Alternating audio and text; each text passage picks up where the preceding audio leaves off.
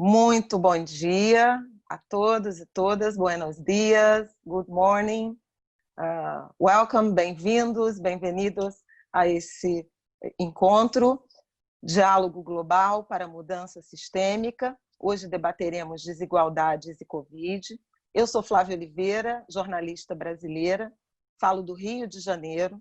Terei o prazer de mediar nesta manhã essa hora e 15 minutos de debates promovidos pelo Diálogo Global para a Mudança Sistêmica.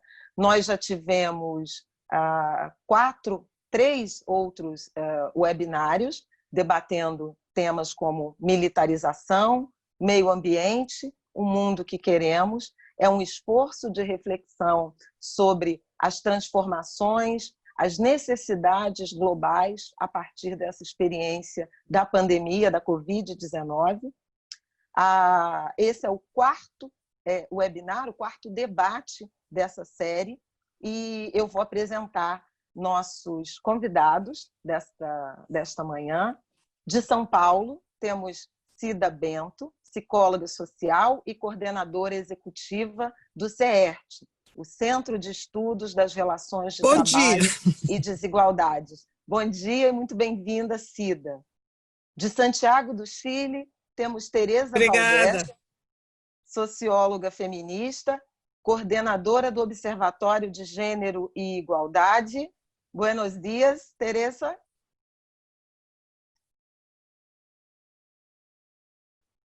De Madrid, na Espanha, temos José Maria Chema Vera, diretor executivo interino da Oxfam. Olha ali a Teresa. Bom dia, Teresa. Bom dia, olá amigos, como estão? Esse foi o Chema, não foi a Teresa. Chema Teresa... está perfeito. Bom dia, bem-vindo, Chema. Vamos ver o bom dia da Teresa, gente, que ela ainda não conseguiu nos dar esse bom dia. Teresa não. Sí, nos saludé. Buenos dias, Teresa. Olá. Bom, como eu anunciei inicialmente, nós teremos 1h15 de conversa, de diálogo. A intenção é debater e aprofundar as reflexões sobre as desigualdades que já existiam antes da pandemia, mundo afora, e no Brasil em particular, né? Falamos aqui, eu falo do Rio de Janeiro, mas que foram agravadas, escancaradas, exacerbadas a partir dessa experiência de pandemia. Sejam as desigualdades de gênero e raça, sejam as desigualdades econômicas, as desigualdades sociais, territoriais e políticas. A nossa intenção aqui é traçar não apenas um diagnóstico, mas apontar caminhos para a solução, redução das desigualdades, sejam as emergenciais decorrentes da pandemia, mas as estruturais que atravessam nossos países, continentes, regiões. A dinâmica desta manhã serão as apresentações iniciais, considerações iniciais dos nossos convidados. Eles terão aproximadamente 7 minutos para uma primeira contextualização e, na sequência, apresentaremos as perguntas que vocês que estão nos assistindo enviarão. Ao fim, teremos uma rodada final de conclusões, tentando sempre orientar o nosso pensamento e as nossas reflexões para propostas, ações concretas, medidas que já tenham sido implementadas e chamem a atenção positivamente. Então, para começar a nossa maratona, pequena maratona dessa manhã, eu convido o José Maria Chema Vera, da Oxfam, para fazer as suas considerações iniciais. Chema, são 7 minutos, muito bem-vindo.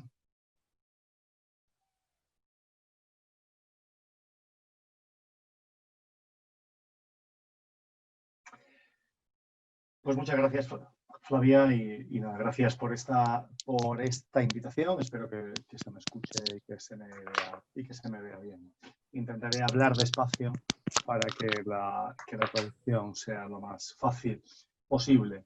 Y sí, voy a dar un cierto contexto global más en el ángulo de las desigualdades económico-sociales, en el marco del COVID, para que luego mis compañeras panelistas puedan hablar más sobre temas algo más específicos de género, raza y las desigualdades en ese campo, ¿no?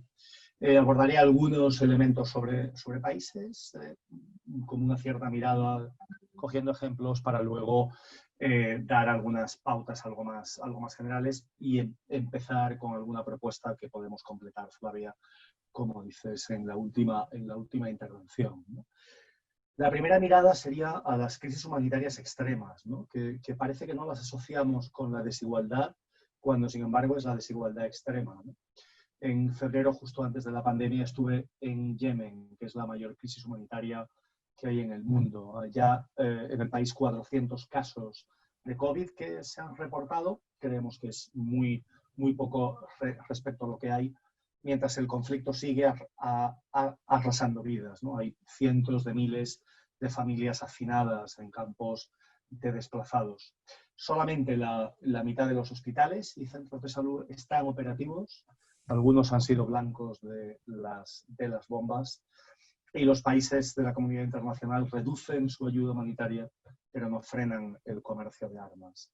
Responder al COVID en medio de un conflicto de años, con falta de acceso humanitario, con otras enfermedades como el cólera, es una tarea que es casi titánica, si no imposible. Esta sería la desigualdad extrema, pero que se siente en otros países también, en crisis como Mali, donde hay 3 ventiladores por cada millón de habitantes, o en Zambia, donde hay un médico por cada 10.000 personas, ¿no? Países con sistemas de salud frágiles, donde se accede pagando tarifas por el servicio, los user fees, que casi nadie puede pagar. No hay recursos para salud, no hay personal, equipos, no hay una política pública, y es la desigualdad frente al virus.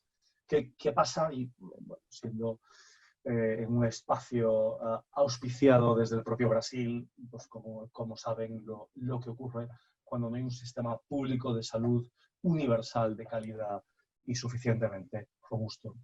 Pero está el impacto de la crisis económica. Ya hay alguna encuesta que sitúa cómo en Bangladesh en los ingresos de la población vulnerable han caído en un 70%, dado el confinamiento. Desde Oxfam hemos hecho algunos estudios en los que estimamos que hasta 500 millones de personas podrían caer en la pobreza por esta crisis económica provocada por el confinamiento doméstico, pero también por el cierre internacional, que no tiene precedentes.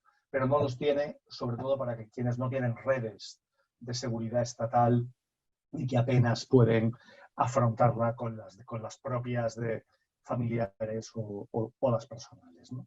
Finalmente, como contexto está esa restricción de los derechos civiles y de los derechos políticos. Bueno, si tienes un 10% de probabilidades de infectarte y un 100% de morir de hambre, ¿qué haces? Pues seguramente sales.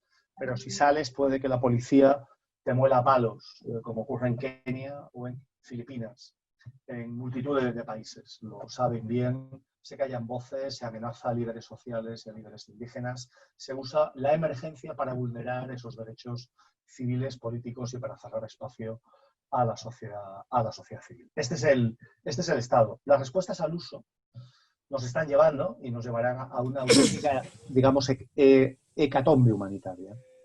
¿Qué alternativas? Y planteo algunas ahora y dejo otras, las más económicas, para después, Flavia, para intentar ceñirme a los 7 minutos, ¿no? Estamos pidiendo un alto el fuego de cualquier conflicto violento donde se usen armas en cualquier país, barrio, lugar, ciudad, que dé paso a las conversaciones para la paz y que permita que las energías se focalicen en la pandemia y en las consecuencias para la salud y para las economías de la población, especialmente más vulnerable. Hay que avanzar en equidad, en el derecho a la salud. El virus infecta a todas las personas por igual, pero desde el momento en el que no infecta a una, todo es diferente según en dónde vivas y cuánto dinero tengas. Y hemos propuesto un plan de choque de 160.000 millones de dólares para doblar la inversión en salud en 85 países, lo que también podría hacer que se refuerce la lucha contra otras enfermedades que también arrasan con la población más vulnerable. Habrá producción de vacunas, parece, Dios quiera, en menos de un año. Y la pregunta crítica será, ¿para quién? ¿Para quien pueda pagarla? ¿A qué precio? Peor aún, ¿será acaparada y será protegida por regulaciones nacionales que impidan su exportación a otros países y que primen a toda la población de un país, incluso a la de menos riesgo, frente a la de más riesgo, trabajadores sanitarios, personas mayores en el mundo entero? Esta vacuna podría ser el mejor ejemplo de un bien común global, si es accesible para todos de forma gratuita y proporcional al grado de riesgo según se vaya produciendo, o ser el mayor divisor de clases de la historia reciente de la humanidad, dejando a parias condenados a una elección terrible de o se encierran o mueren y se infectan, mientras que quien puede pagarlo se puede inmunizar y recuperar con seguridad su actividad económica. Sería el racismo en la salud. Estos tres ejemplos, y con esto acabo, son ejemplos de la necesidad de recuperar el multilateralismo con este enfoque de desigualdades, ¿no? Pero esto es un reto mayúsculo en el momento en el que la mirada se está volviendo mucho más doméstica, mucho más a lo que ocurre aquí, a lo nacional, y que además está siendo explotada por los nacionalismos extremistas, no ya solo en su vertiente identitaria, sino en la vertiente más excluyente, en la del miedo, en la de salvémonos primero frente a cualquier otro. Hablaría algunas cosas sobre la parte económica, sobre la deuda externa, sobre acciones desde el Fondo Monetario y en temas fiscales, pero quiero acabar aquí por ahora para dejar espacio a mis compañeras y retomo el fin. Muchas gracias.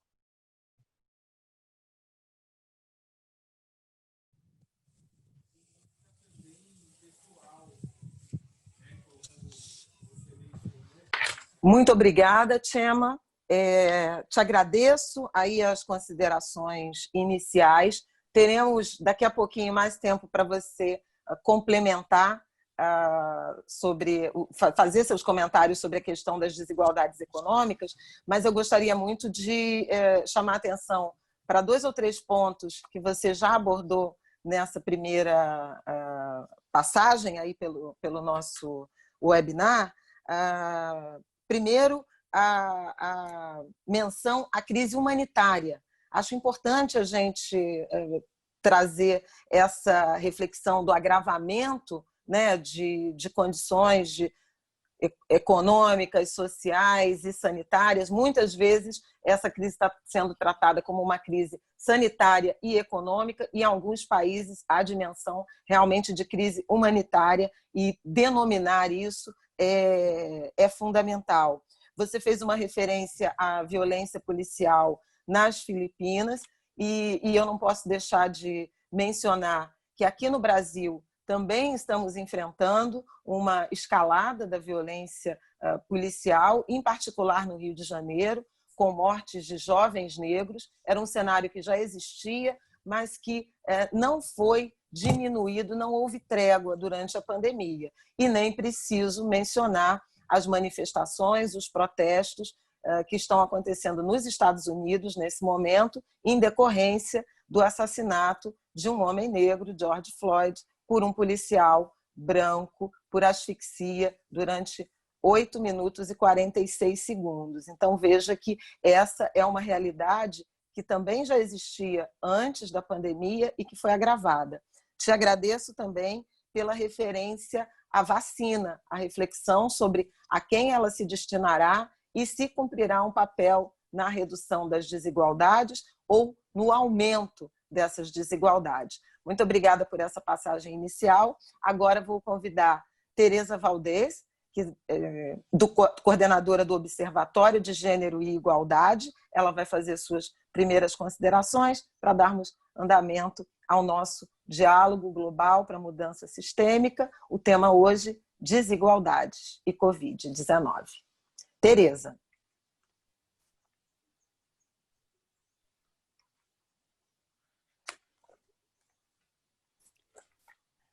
Muchísimas gracias. Es un gusto enorme para mí participar en esta conversación tan urgente. Yo hablo desde la sociedad civil, desde un espacio feminista de debate, de seguimiento, evaluación y reflexión sobre la situación de género de las mujeres. Y hablo desde América Latina, que es un continente reconocido por las desigualdades. Hablo desde un país, de Chile, donde tenemos una extraña situación con un presidente, un empresario millonario elegido por una minoría de la población por la baja participación política. Chile tuvo una crisis grande el 18 de octubre, se inició lo que hemos llamado la revuelta social, Chile despertó. A pesar de excelentes indicadores macroeconómicos, Chile tiene tremendas desigualdades, gran frustración y rabia de la población que se ha incorporado al desarrollo a través del consumo y del endeudamiento, con gran desafección hacia la política partidaria tradicional por una democracia que aparece como cooptada e incluso corrompida por los grandes poderes económicos. Esta revuelta del octubre tiene que ver con el Mayo Feminista de 2018, que las mujeres se tomaron las universidades, hicieron grandes manifestaciones, luchando contra el acoso y la violencia sexual, contra el sexismo en la educación. También en marzo del 2019 tuvimos la marcha más grande de la historia de Chile, luchando contra la precarización de la vida, por el fin de la violencia sexual, por el fin de la violencia política y económica hacia las mujeres, por el trabajo digno, por la vivienda digna, por la despenalización del aborto.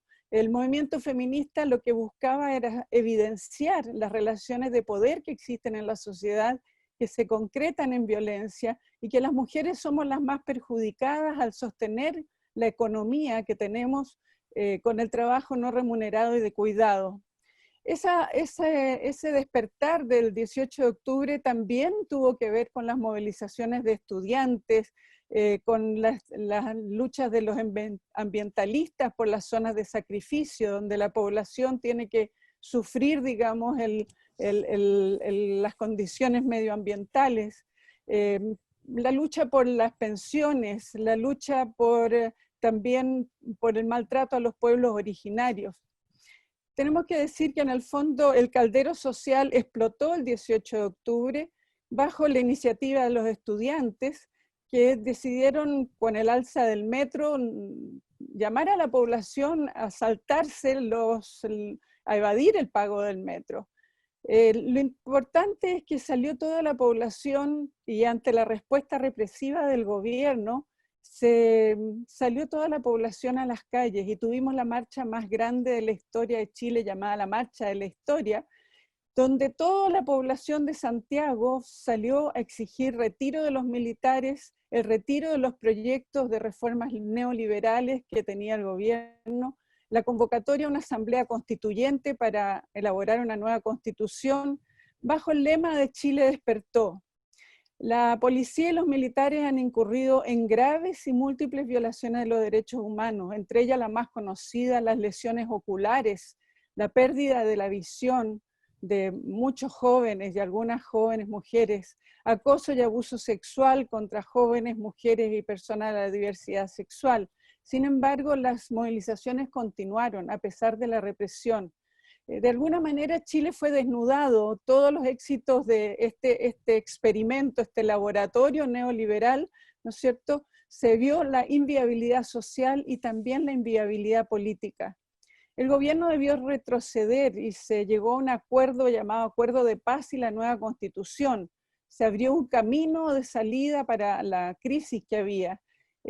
Este acuerdo se pensaba que iba a calmar las aguas, pero se realizó al margen de las direcciones sociales, de la mesa social que reúne a los movimientos sociales más significativos, y también, ¿no es cierto?, al desarrollarse, al mantenerse las movilizaciones, se mantuvo la represión siempre justificada por la mantención del orden público. Ustedes deben saber y deben haber visto cómo apareció en escena un pequeño grupo de estudiantes feministas, las llamadas las tesis, que desarrollaron una performance, un violador en tu camino, que permitió visibilizar y dar curso a la expresión de miles y miles de mujeres, señalando que en la raíz de todas las violencias que sufrimos las mujeres está el patriarcado, que juzga a las mujeres al nacer, que las castiga con violencia, que el Estado mantiene el patriarcado a través de sus instituciones, el gobierno, el parlamento, la justicia, la policía, y que por lo tanto el Estado es un macho opresor y violador. Esta presión feminista permitió, con la salida a las calles de miles de mujeres, que se reprodujo en realidad en todas partes del mundo, que tengamos una posibilidad de reforma, de tener un plebiscito, una reforma constitucional con un órgano constituyente que sea elegido democráticamente y que sea paritario. Es impresionante saber, importante saber que este acuerdo de nueva constitución cambió el ánimo social en el país, pero al mismo tiempo tuvimos la consigna de esto no ha terminado. Y se han mantenido las movilizaciones después del 18 de octubre a comienzos de año, y el país se puso en un estado de asamblea, podríamos decir, de debate, porque el 26 de abril pasado íbamos a tener el plebiscito y ya estábamos preparándonos, ¿no es cierto?, para esas elecciones, con cabildos comunitarios, con cientos de espacios de discusión sobre la nueva constitución, con una marcha de nuevo multitudinaria para el 8 de marzo, y entonces llegó el COVID. Llegó el COVID sobre la sociedad movilizada, tensionada y polarizada, con mucho tema con la policía, con el gobierno, con la represión, y se alteró de un día para otro la vida de toda la población. Pero el COVID llegó siguiendo los patrones de desigualdad, a través de quienes habían disfrutado sus vacaciones en Europa y en Asia y en los barrios más acomodados de Santiago. Y desde ahí, a pesar de que había ya la experiencia de Europa, el gobierno actuó con soberbia, declarando tener el mejor servicio y sistema de salud del planeta. No tomó las medidas sanitarias oportunas y adecuadas, sino una estrategia centrada más en proteger el empleo y proteger, digamos, la empresa privada, que proteger la salud de las personas, sin escuchar las recomendaciones de una mesa técnica, de una mesa social que debió instalar ante la presión y la insistencia de las distintas organizaciones, en especial el Colegio Médico, presidido por una mujer. Desde allí se extendió a los barrios populares que concentran a la masa trabajadora, y hoy día tenemos más de 113.000 casos, más de 1.200 fallecidos, alcanzando las altas tasas de contagio mostradas en Europa. Las medidas de protección en el empleo, de apoyo económico a los hogares más vulnerables, son del todo insuficientes y están más relacionadas con la reactivación económica que con la protección y los cuidados de la vida. Las medidas sanitarias no han seguido las recomendaciones de innumerables expertos, y la vida se ha transformado en un desafío objetivo y subjetivo para las personas, pero cobrando un elevado impuesto en la vida, y en los cuerpos de las mujeres, estén con empleo o sin empleo. Un impuesto que se paga en el trabajo no remunerado, asociado a la carga de las tareas del cuidado, que son variables según la edad y condición de cada mujer, que muchas tienen que buscar ingresos a pesar de los riesgos. Chile es un país en que el 1% de la población concentra el 33% de la riqueza, de los ingresos. El 42% de los hogares está encabezado por una mujer. Representan el 50% del quintil más pobre. Y el 9,2% vive bajo la línea de pobreza. Un tercio de las mujeres carece de ingresos autónomos, y el ingreso promedio no alcanza los $325, y el más pobre solo $150. Entonces, en esas condiciones las mujeres sienten miedo, inseguridad, angustia, y además del trabajo doméstico y de cuidado, han debido hacerse cargo de los hijos que no están en el colegio, muchas hacer teletrabajo, y en condiciones normales una mujer trabaja mucho tiempo, dedica 5,8 horas en trabajo no remunerado frente a 2,6 horas utilizadas por un hombre, y esta ecuación se ha desbalanceado enormemente. El confinamiento, la inseguridad han traído una agudización de las tensiones, de las dinámicas de agresión y violencia en muchos hogares. Y las mujeres están pagando una dura cuenta, sufriendo violencia de pareja cuando el sistema público no está en condiciones de darles la protección adecuada. Y miles de hogares están viviendo en condiciones de hacinamiento, viven en viviendas muy pequeñas, miles de migrantes sobreviven en habitaciones arrendadas a precios elevados y el contagio está cundiendo día a día entre ellos y el sistema de salud se está viendo sobrepasado en estos días. La CEPAL ha instalado un observatorio sobre COVID y los desafíos para el desarrollo, mostrando sus graves impactos en toda la región. Tereza, Sí. me permite te interromper? O tempo dessa primeira participação, ele esgotou. E aí eu vou chamar a Cida e, na sequência, a gente faz mais uma rodada para você complementar o que ficou faltando. Pode ser assim? Sí, por supuesto, me parece. Me quedo aqui e depois complemento. Tá, muito obrigada, Tereza. É só para a gente manter o ritmo do nosso debate e me permitir esse espaço para eu fazer essa pontuação. Sim, tá bem. E eu queria muito te agradecer pelos novos elementos que você nos apresentou aqui nessa manhã, chamando a atenção para os impactos dessa crise da pandemia de Covid-19 para as mulheres, mas não apenas no que diz respeito ao trabalho remunerado fora de casa, como também ao trabalho não pago, as atribuições domésticas e familiares, que também aumentaram. Eu acho que é uma dimensão importante do que está acontecendo, levando em conta que as crianças estão fora da escola, então há uma sobrecarga adicional às mulheres, mundo afora, no Brasil em particular, pelo seu depoimento também no Chile. Também a dimensão que você nos trouxe do aumento da violência doméstica e da dificuldade de denunciar essa violência doméstica que alcança mulheres, crianças e jovens. Esse é um efeito colateral danoso, perigoso e às vezes mortal da pandemia. Muito obrigada por ter chamado a atenção para isso.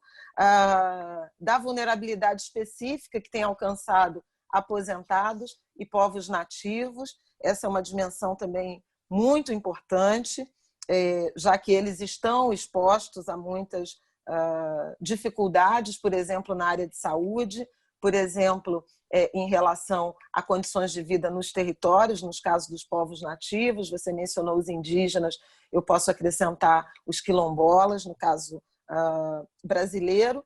E, sobretudo, te agradeço pelo histórico que fez sobre a agenda de manifestações de luta por direitos que vinha acontecendo no Chile, a proximidade do plebiscito, que talvez pudesse rever essa estrutura concentrada de poder e de desigualdade e que foi interrompido. Então, nesse sentido, você nos toca no tema de direitos políticos e que foram interrompidos, ou de conquista de direitos, de avanços em direitos políticos e sociais que foram interrompidas em razão da impossibilidade das manifestações e, sobretudo, da agenda eleitoral. E essa é uma preocupação em vários países, no Brasil também. Então, te agradeço muito por esse primeira participação, esse primeiro leitura de cenário, e quero chamar, então,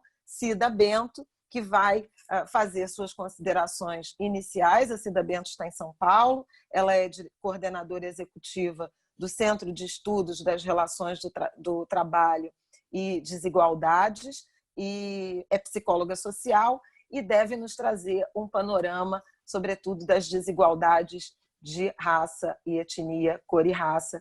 Cida, bom dia, bem-vinda.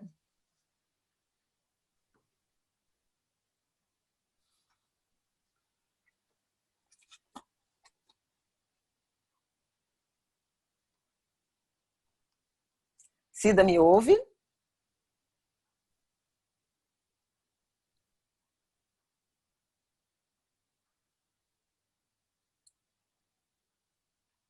Cida Bento, talvez esteja com o microfone silenciado.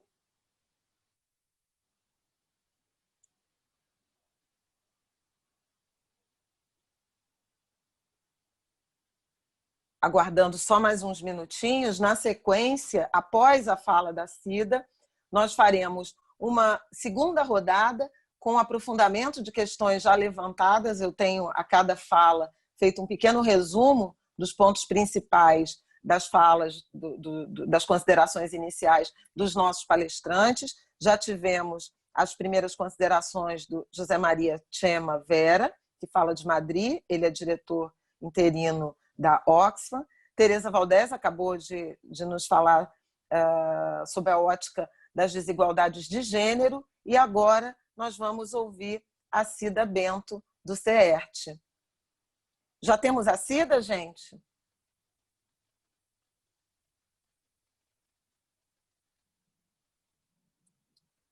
Se não, se tivermos com algum problema de conexão com a Cida, eu vou devolver a palavra para a Teresa, o que aí eu acho que a gente ganha tempo. Teresa, você gostaria de continuar enquanto a gente recupera a conexão com a Cida Bento?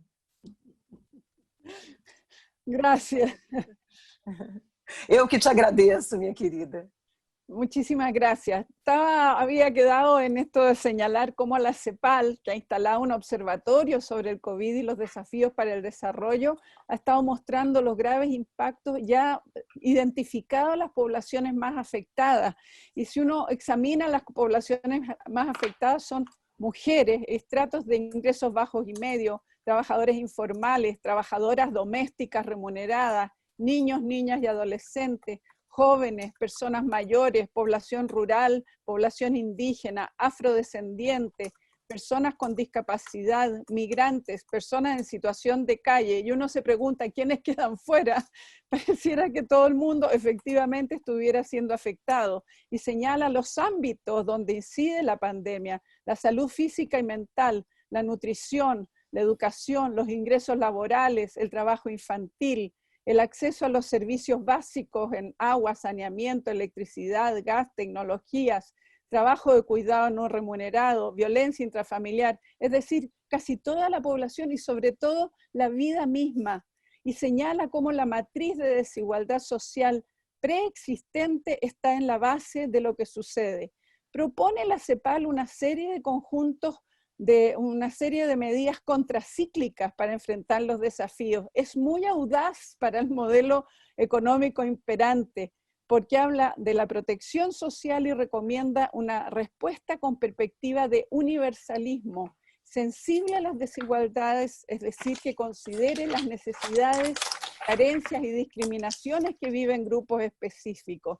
Pero la pregunta es si es el coronavirus el culpable de esta catástrofe. Y esto es lo más que quería decir, cómo Chile es un buen ejemplo de que esta es una crisis provocada por los mecanismos propios de producción y reproducción capitalista en su fase neoliberal y globalizada, que se ve fuertemente agudizada y profundizada por la pandemia. No es algo que apareció de la nada, es una crisis provocada por el propio sistema capitalista que tenemos. No es una crisis de las actividades económicas de mercado, en el decir de Amaya Pérez Orozco, la economista feminista española, sino una crisis multidimensional, endógena al actual sistema, una crisis de la vida colectiva, porque como sistema depende de la explotación de la vida humana y no humana. Somos testigos de la explotación, del extractivismo que nos ha llevado a la pérdida creciente de los ecosistemas. Depende de la apropiación del valor del trabajo en el mercado laboral no remunerado y del trabajo doméstico y de cuidado que realizamos las mujeres. En esta etapa, esta es una cadena invisible de trabajos de cuidado gratuitos, los trabajos de las mujeres, la que sostiene el modelo económico. Y lo que hace esta crisis es mostrar, ¿no es cierto?, lo que sucede con un modelo que ha puesto los mercados en el centro y no la vida. Pone en evidencia lo que desde el feminismo venimos diciendo hace tiempo, que es necesario repensar un proyecto que tenga a la vida en el centro y que asuma que todos y todas somos interdependientes. En el caso de Chile, hoy día se multiplican las ollas comunes, recuperando la memoria histórica de las mujeres que sustentaron su familia y la comunidad a comienzos de los 80, en plena dictadura militar, cuando teníamos un 40% de pobreza. Y a pesar del confinamiento, a pesar de la necesidad de trabajar de las personas, las energías que estábamos debatiendo hace 3 meses sobre una nueva constitución se han transferido progresivamente a las campañas solidarias, a las tareas de la sobrevivencia y de cuidado de los más y las más vulnerables con el virus. Se han multiplicado los conversatorios, los foros en Facebook, en Instagram, por Zoom, no solo para debatir en torno a la respuesta a la pandemia, sino para prefigurar el nuevo orden que deben hacer después de la pandemia, con más claridad aún sobre lo que debe decir esa nueva constitución. Crece la interpelación a las directivas de los partidos políticos y se multiplican las mesas de trabajo con senadores, con diputados, en instancias municipales, con colegios profesionales, de manera de poder prefigurar desde esta crisis qué es lo que necesitamos para después. No sé si me quedo hasta aquí o si sí puedo seguir adelante.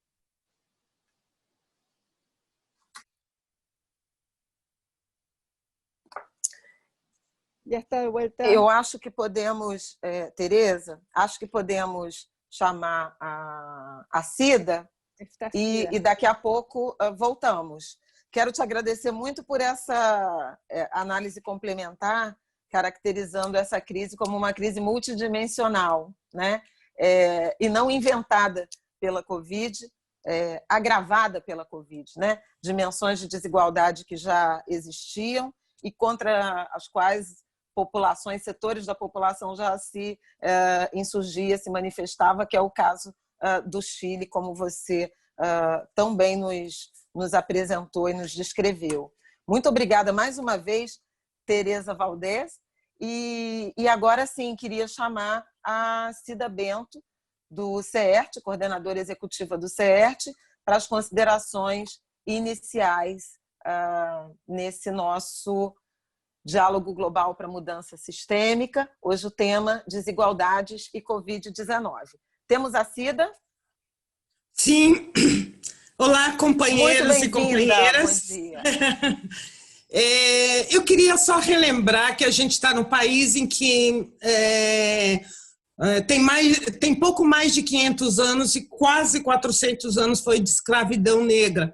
E nesse tempo o trabalho era coisa de preto. Isso acho que é bem importante a gente sempre se lembrar, assim como oficialmente somos maioria da população brasileira, quase 54%. E se as marcas, a herança desse lugar de negros e de brancos do período da escravidão desenha a desigualdade que foi sendo reinventada durante todo o tempo. Então, tem uma desigualdade que coloca brancos num lugar, né, enquanto herança da escravidão, e uma desigualdade que vem também como herança da escravidão para negros. Lembrar que 2 grupos são herdeiros dessa história de quase 400 anos. E lembrar que a população negra não foi indenizada após a escravidão, então vive uma situação em que é maioria da pobreza extrema, e isso foi extremamente agravado com a Covid-19. Né? Daquelas pessoas que não puderam fazer quarentena, a maioria são negras, são os trabalhadores dos serviços essenciais, são aqueles que cuidam da limpeza da cidade, são a maioria daqueles que estão ajudando a cuidar na saúde, né, nos serviços de saúde, são aqueles que entregam o alimento, que preparam os alimentos. Então, esses trabalhadores tiveram que sair, né, não puderam fazer quarentena, seus filhos tiveram que ficar em casa e, em geral, não puderam utilizar a precária a educação à distância que pôde ser ofertada para certos segmentos, porque moram em casas muito pequenas.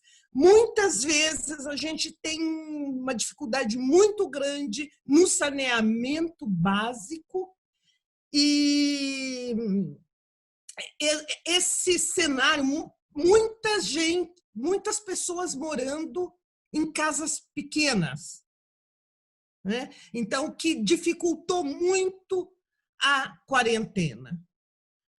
Nós temos, a Covid chega pela classe alta e média alta branca, que volta da Europa e traz a Covid, mas ela incide, ela impacta principalmente a população negra, porque desde o princípio o número de negros que morrem na periferia chega a ser 8 a 10 vezes mais do que os brancos. Então, nós temos um impacto da Covid muito grande sobre a população negra, sobre as crianças negras, né? As pessoas negras da periferia que estão morrendo, a grande maioria tem menos de 60 anos, então são dados hoje que vêm sendo trazidos, e tem sido feita uma pressão muito grande do movimento negro para que seja coletado dado por raça, que em todos os formulários que trazem a Covid, porque temos uma legislação para isto, mas o governo resiste a coletar este dado. Então, eu acho que esse é um dado bastante importante de trazer. Também as comorbidades, as doenças da população negra, como hipertensão, diabetes, que incide mais sobre a população negra, agrava o quadro de mortalidade nesse período da Covid. Então, eu acho importante. E aquilo que Flávia Oliveira destacou, nós já tínhamos um genocídio. A cada 23 minutos, um jovem negro, uma criança negra, ultimamente, são crianças de 10, 11, 12 anos sendo mortas dentro das suas casas pela polícia. Por isso, o Brasil fala de genocídio da população negra, né?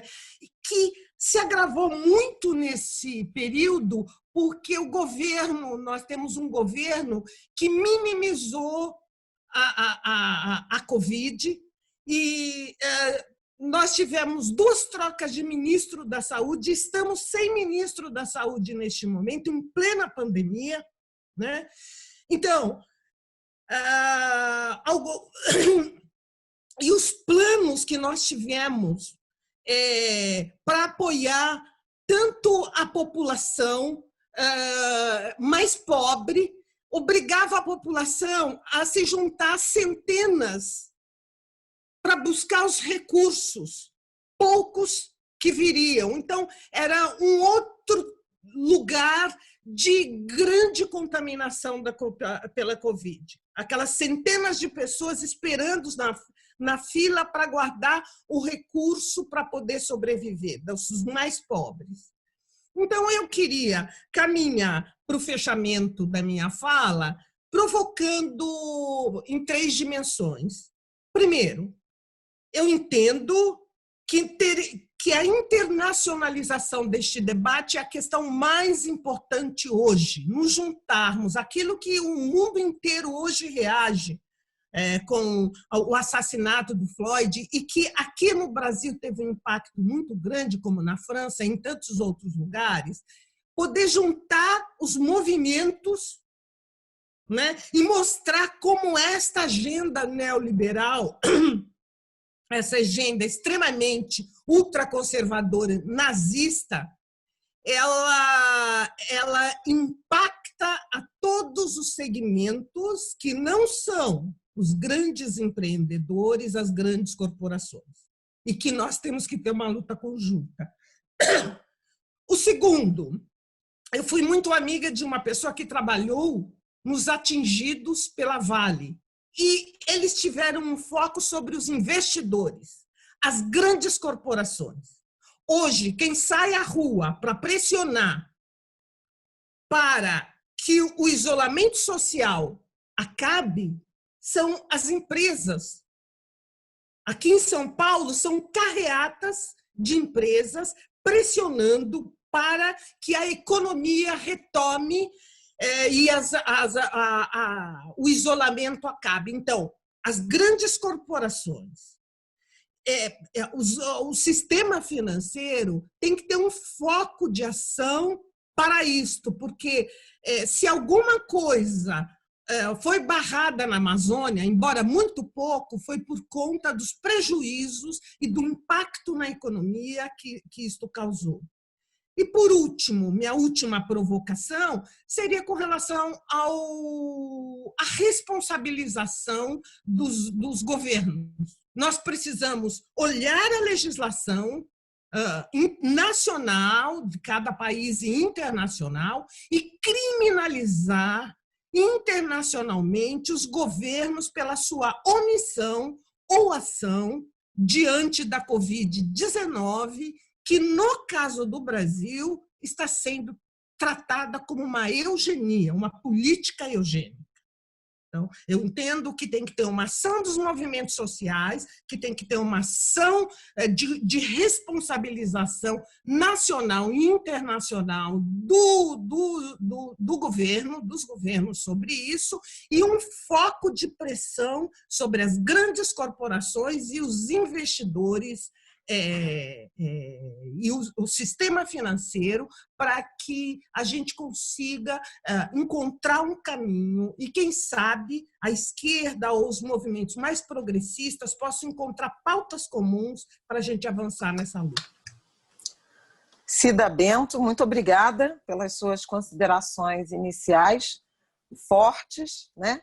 Vou destacar aqui naturalmente, o impacto que você mencionou específico na população negra brasileira, maioria da população brasileira, e muito afetada, não apenas pelas dimensões econômicas, né, e sanitárias dessa crise, pelo acesso precário ao sistema de saúde, pelas condições de vida. Você mencionou saneamento, acesso à água é uma questão no Brasil, e numa pandemia em que há recomendações severas sobre aumento dos hábitos de higiene, isso, de fato, afasta a população da saúde, né? e da vida. Mas queria chamar a atenção também para o ponto de algumas condições de saúde, de fragilidades na saúde, que já existiam pré-pandemia. Você citou as comorbidades de hipertensão, diabetes, que afetam sobretudo a população negra e que são agravantes nesse cenário, a situação das crianças, né, das condições habitacionais e das crianças e jovens sem escola e sem capacidade, seja pelo excesso de gente e pelo tamanho diminuto dos lares, seja pela falta de acesso à internet e à tecnologia, que estão afastadas da rotina escolar e não têm como se adaptar às aulas à distância, como tem os filhos de classe média. Você mencionou também a assimetria no acesso ao auxílio emergencial, uma ajuda financeira importante do governo, mas que apartou muitas das pessoas mais vulneráveis, porque as inscrições eram feitas via aplicativo de smartphone ou site, acabou levando a aglomerações em agências da Receita Federal e agora da Caixa Econômica, e os 3 pontos que você mencionou como provocações muito potentes: a internacionalização do debate, e me parece que a experiência americana tem nos ensinado, né, que é possível esse alinhamento de forças, de debate, de reflexões, o papel das grandes corporações, do setor privado, em não ter se aliado ou se aliar modestamente às recomendações de saúde e, em alguma medida, saírem às ruas pressionando pela retomada da economia. E a Tereza já tinha falado nisso, né? Um modelo econômico que põe o mercado no centro e não a vida, né? Como prioridade. E a dimensão da responsabilização dos governos em razão de descumprimentos, de atos e omissões sobre a legislações nacionais ou internacionais. Bom, eu vou dar início à nossa rodada, agora a primeira rodada de de perguntas, convidando os participantes, quem está nos assistindo, a mandar suas perguntas para os nossos debatedores, mas vou pedir para o Chema voltar. Ele queria falar um pouco mais das dimensões de desigualdades econômicas e eu queria que ele nos trouxesse, além da conclusão da sua fala inicial, alguma opinião, análise sobre a volta, a retomada do debate sobre renda mínima universal. Esse foi um assunto que voltou à agenda à luz dessa pandemia, como resposta, inclusive, à crise do mercado de trabalho, e eu queria que ele nos respondesse como ele vê a volta desse debate, as experiências que vêm sendo aplicadas e que futuro podemos esperar para os programas de renda mínima, renda básica universal, a partir aí da pandemia da Covid-19. Chema, você me ouve?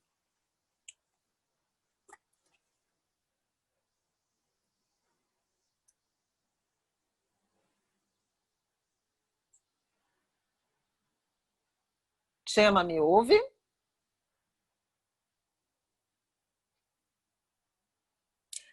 Chema, eu preciso que você abra o seu microfone. Ele está desativado, então nós não temos esto es seu un áudio. clásico. Mira que Sí, estamos haciendo reuniones en Zoom, pero sigue ocurriendo el mute cuando no.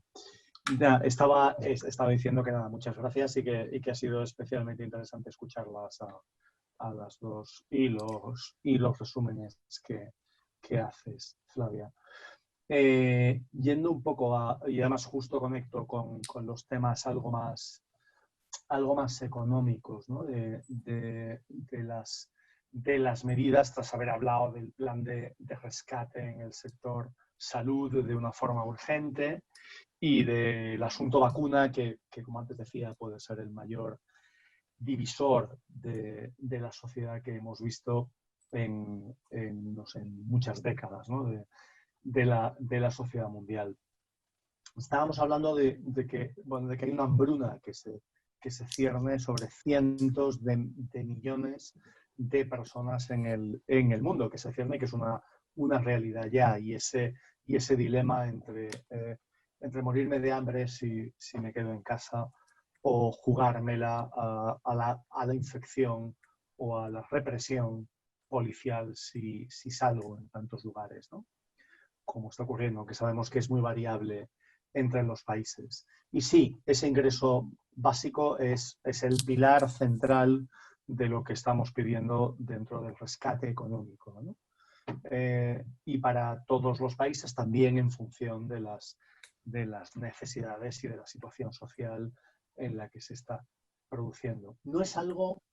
Hay muchos países, algunos países europeos que sí que lo tienen, aquellos con el estado del bienestar más desarrollado. Curiosamente, aquí en España se ha aprobado hace 4 días. Es decir, ha sido el Consejo de Ministros de la semana pasada traído para el Parlamento y recién puesto en marcha. Y bueno, no es un país de los más potentes, pero sí tenemos una capacidad fiscal y un estado del bienestar amplio, y aún así pues contábamos y seguimos contando con una pobreza extrema que se ha agudizado mucho durante la crisis del COVID y que no hay unos mecanismos de redes desde las administraciones públicas para poderlo afrontar. Creemos que se ha quedado corto, no recoge, por ejemplo, a la población en situación irregular, algunas de las cuales llevan durante mucho tiempo, bien por solicitudes de asilo, refugio, que se han quedado durmiendo durante años, bien por la incapacidad desde el sistema, bien por una situación de irregularidad, que no quita que sean contribuyentes a trabajos temporales, a trabajos de cuidados, como estaba Teresa diciendo, pero que luego no tienen la posibilidad de poder acceder a ese ingreso mínimo cuando lo necesitan más, y esta es una situación de ellas. Pero si nos vamos a mirarlo en el mundo y nos vamos especialmente a los países con una capacidad fiscal más limitada, la gran pregunta es, o una de las grandes preguntas luego, cómo llevarlo a cabo, en qué forma, quiénes, con qué cobertura, con qué criterio, con qué formas para poder acceder, como estabas diciendo, Flavia, es cómo financiarlo. Y hay países que no tienen, que es directamente imposible que lo puedan financiar, por más que se hable de que recuperen una capacidad impositiva en la tributación algo más fuerte, ¿no?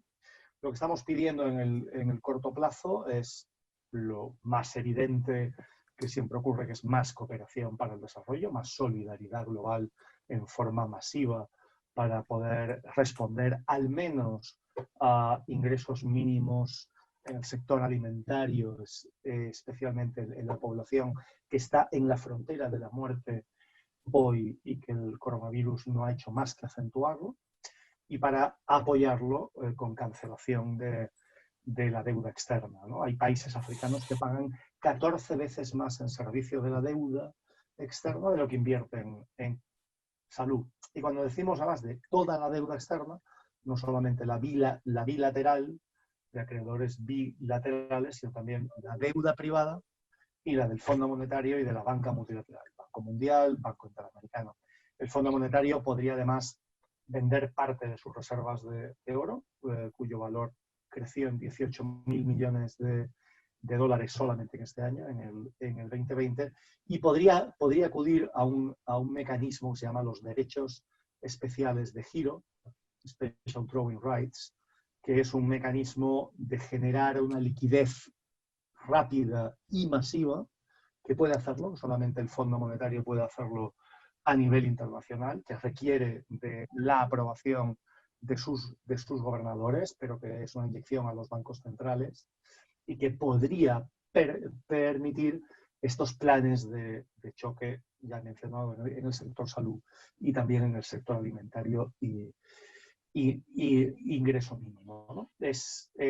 Bueno, es lo que vemos como medidas, porque esto no puede esperar.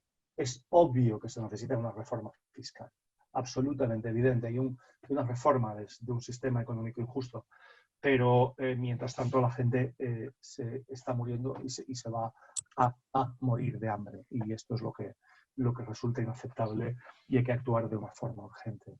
Acabo con una referencia al sistema económico, no a la parte económica, que es obvia que hay que revertir ese sistema económico injusto, flujos económicos ilícitos, financiarización y capitalismo de plataforma, evasión fiscal vía paraísos, acaparamiento de tierra, de agua. Pero en una palabra, es el poder y el privilegio que una crisis así, si no se hace de otra manera, solo alimenta. Y lo singular es que los billonarios del mundo han incrementado su fortuna un 13% en el tiempo que llevamos de pandemia. Curiosamente también lo han hecho casi todos con su filantropía, pero no con sus impuestos. Entonces es indispensable plantear tasas a la riqueza y abordar la transformación de un sistema fiscal internacional. Y esto lo dice Oxfam, o lo dicen ustedes, o los movimientos sociales, o el activismo de lucha contra las desigualdades. No. Esto lo dice lo ha dicho el Financial Times en sus editoriales, lo ha dicho la directora gerente del Fondo Monetario. Es decir, como ha pasado en otras crisis, hay una voz de transformación que apunta a la redistribución de la riqueza de una manera u otra, que apunta a cambios muy significativos en el sistema, incluyendo el de fiscalidad, incluyendo la participación pública en sectores industriales, en el mercado laboral, con una intervención mucho más efectiva, pero nos encontramos luego con la falta de voluntad efectiva para el cambio. Llega la hora de las medidas, de pasar esa retórica a cambios efectivos, y no pasa lo que debe pasar ni de lejos. Y es que la riqueza es una tentación excesivamente fuerte como para aceptar alegremente su distribución. Chema. Y ya está. Ya está ya. Chema.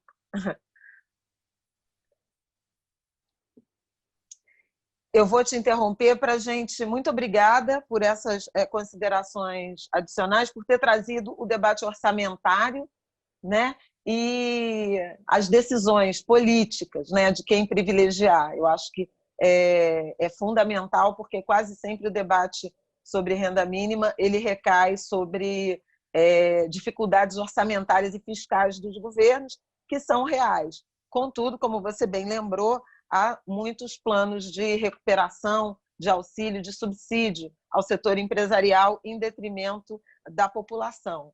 E que ótima ideia apresentar ao Fundo Monetário Internacional uma proposta de ajuda, de subsídio, de financiamento a transferências de renda para saúde e segurança alimentar.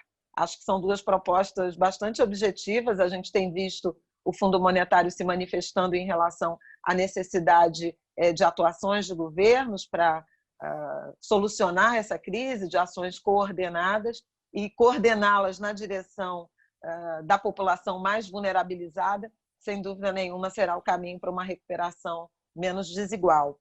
O nosso ODED encaminhou uma pergunta pedindo a vocês quais seriam as principais ações para reduzir desigualdades. Eu vou fazer, então, o nosso bloco final. A gente tem 10 minutinhos para terminar, talvez 12, então vamos aí pensar nos 3, 4 minutos de considerações finais, com essa premissa de medidas concretas, de exemplos que a gente possa trazer na direção do combate às desigualdades emergenciais, a partir do Covid, ou estruturais, que são as mais profundas e que afetam variadas regiões. Eu vou chamar a Tereza para fazer suas considerações finais à luz aí da provocação do ODED, e te pedir, Tereza, uma ênfase, a ênfase que você já deu no combate às desigualdades de gênero, sobretudo. Tereza, me ouve?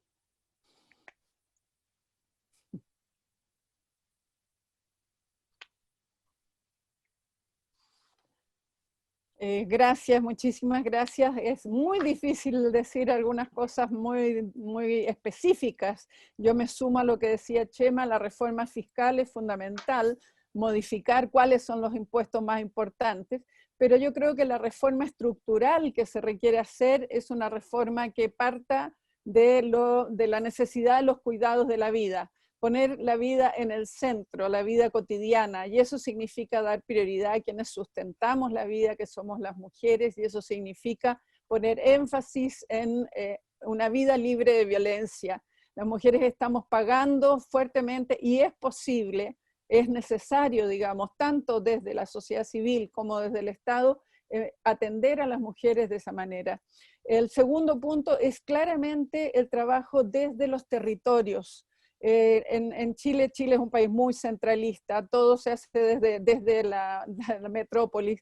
El trabajo claramente tenemos que transformar, porque la vida se vive en los territorios, con los municipios, con las organizaciones sociales, con las comunidades. Eso se puede hacer desde ahora, está pasando, está sucediendo, porque las ollas comunes, todas las redes solidarias son en el nivel local. Eso es inmediato, de eso se puede avanzar. Y en la cosa más estructural, el definir cuáles son los trabajos esenciales. Tiene que haber, digamos, un énfasis en reestructurar la economía, en el sentido de, está claro que necesitamos un sistema de salud robusto.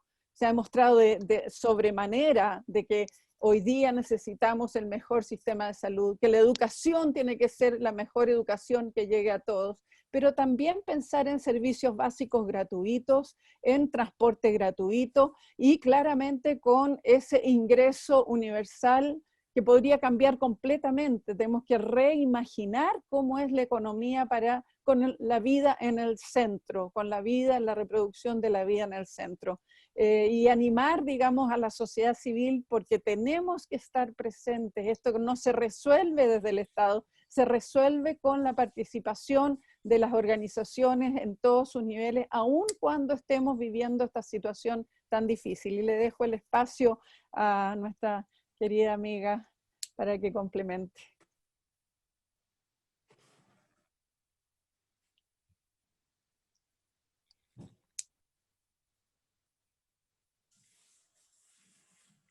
Muito obrigada, Tereza Valdez, pela sua participação e pelas contribuições a esse nosso debate sobre desigualdades nesse período, em tempos de Covid-19.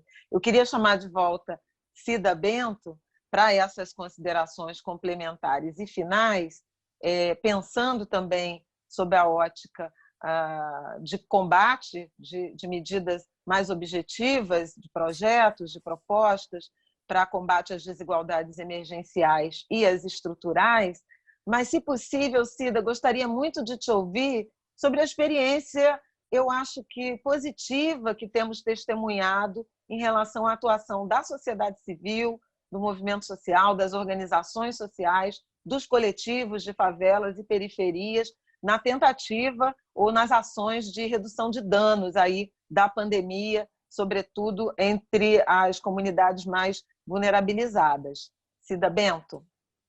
Então, eu acho que uma outra construção vem nascendo que a gente precisa compreender melhor o que é ela. Porque se de um lado a gente tem grandes corporações pressionando para a retomada da economia, de outro lado eu nunca vi tanto diálogo entre organizações da favela, organizações mais pobres e empresas que vão fazendo um diálogo e uma ajuda concreta a esses segmentos. Eu não vi isso antes, da maneira como está ocorrendo agora. Então, eu até tinha dito isso no Instituto Ethos, na Coalizão Empresarial pela Equidade Racial, que são empresas que estão se mobilizando para atuar junto à periferia, junto ao segmento mais pobre, se manifestando com relação à questão do racismo, do sexismo. Então, eu acho que tem um dado bastante importante aí, compreender esta possibilidade que nasce. Eu tenho visto, eu acho que São Paulo, Rio de Janeiro, enfim, grandes cidades, essa conexão dos movimentos e também das associações de bairro, de organizações da sociedade civil, que também têm ampliado muito a sua consciência sobre o que é racismo, sobre o que é nazismo, fascismo. As pessoas estão fazendo ligações entre as coisas que estão ocorrendo e a gente precisa ampliar isso. Né? Eu acho que este momento que a gente está vivendo mundial em resposta ao que aconteceu com o Floyd, eu acho que a gente tem um outro uso da tecnologia e da internet pelas populações periféricas, negras, que foi possibilitando alianças. A gente precisa aprimorar isso, principalmente num país como o Brasil, onde fake news tem tido uma interferência tão negativa na política. Então, como nós, da sociedade civil, podemos lidar da melhor maneira, aprender, estar empoderados, poder utilizar a tecnologia para fazer esse diálogo entre o legislativo, o executivo, o judiciário, entre as empresas, as organizações da sociedade civil, de modo que seja mesmo um momento catalisador para um outro tipo de conceito de desenvolvimento que a gente está querendo. Eu acho isso. E, por fim, que a gente possa, isso vem crescendo, mas pode crescer mais ainda, esse debate de taxação das grandes fortunas, de uma contribuição diferenciada de quem acumulou diferencialmente há mais de 500 anos na história do país. A gente precisa olhar para isso, discutir isso abertamente, e tem crescido cada vez mais, inclusive com participação das empresas, uma taxação de fortunas, uma outra maneira hoje de pensar o tributário no país. Cida Bento, muito obrigada por sua participação nesse nosso diálogo global para a mudança sistêmica, hoje debatendo desigualdades e Covid-19. De novo, reparem que nos nossos 3 debatedores, essa questão, esse debate orçamentário, tributário, ele apareceu com muita força. num indicativo de que um novo modelo de desenvolvimento econômico e social orientado para o combate às desigualdades não prescinde de um debate fiscal na direção de quem vai financiar o bem-estar da maioria da população.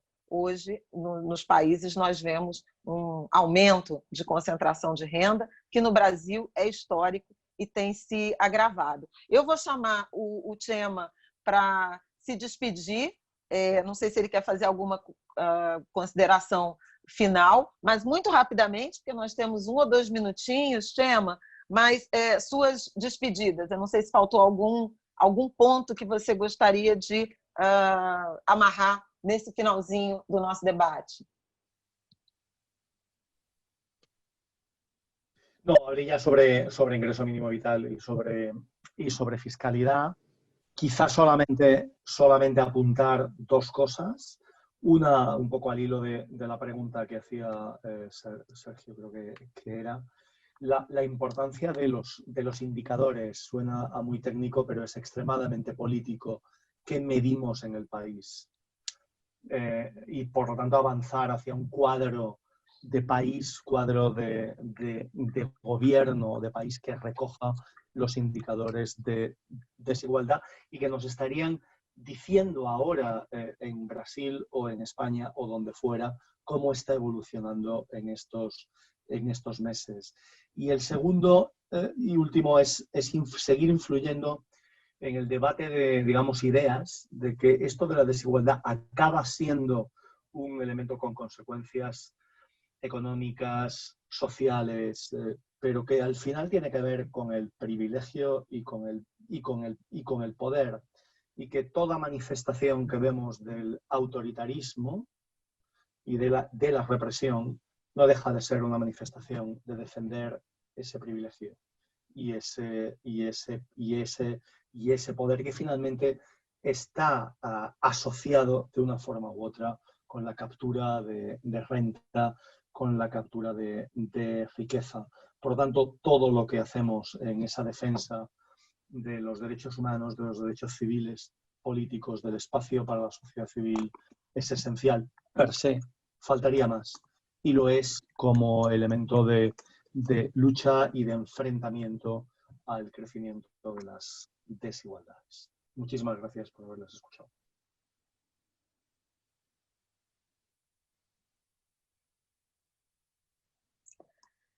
José Maria, Chema, Vera, muito obrigada.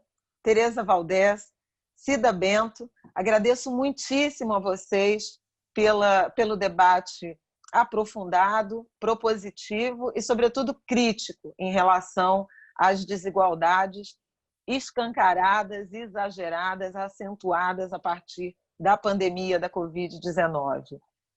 Nós ficamos por aqui, foi um prazer recebê-los nessa manhã para o nosso diálogo global para mudança sistêmica, desigualdades e Covid.